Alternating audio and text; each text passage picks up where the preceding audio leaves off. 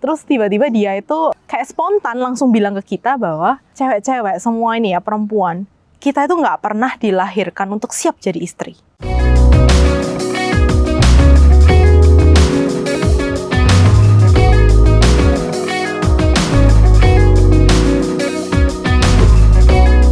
Make sure kamu like, subscribe, dan nyalakan tombol loncengnya ya, supaya kamu nggak ketinggalan video-video terupdate.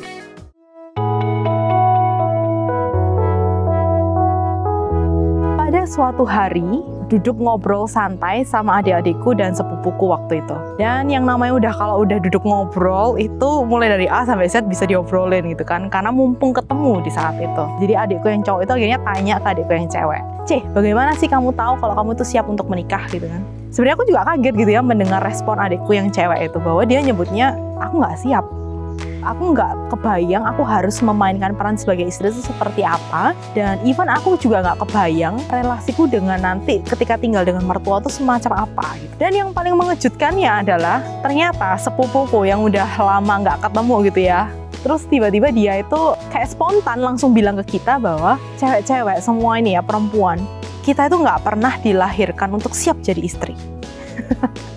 Dan itu pernyataan yang sangat bikin aku melek juga. Dan aku jadi mikir, iya juga ya.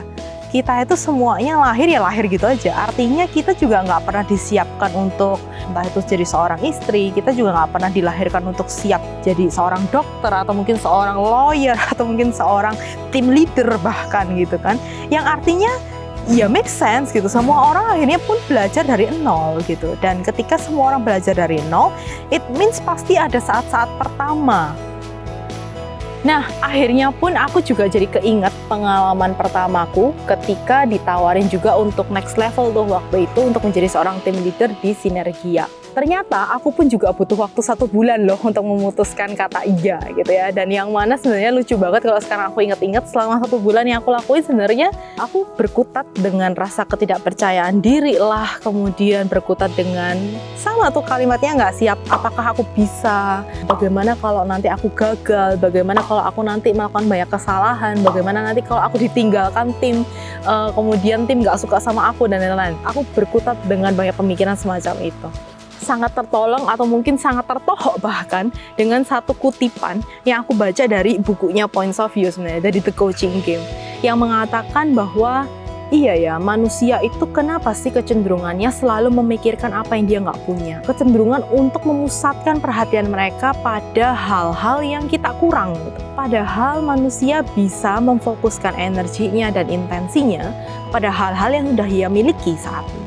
Itulah akhirnya titik balik, my turning point kemudian yang memberanikan diriku untuk maju ke atasanku dan aku mengatakan yes gitu. Tentunya pada saat itu aku masih ingat banget aku bilang ke atasanku bahwa oke, aku akan coba opportunity ini, tapi ya inilah aku ya Bu ya, artinya dengan semua yang aku punya saat ini aku akan berjuang, aku akan mengusahakan semaksimal mungkin.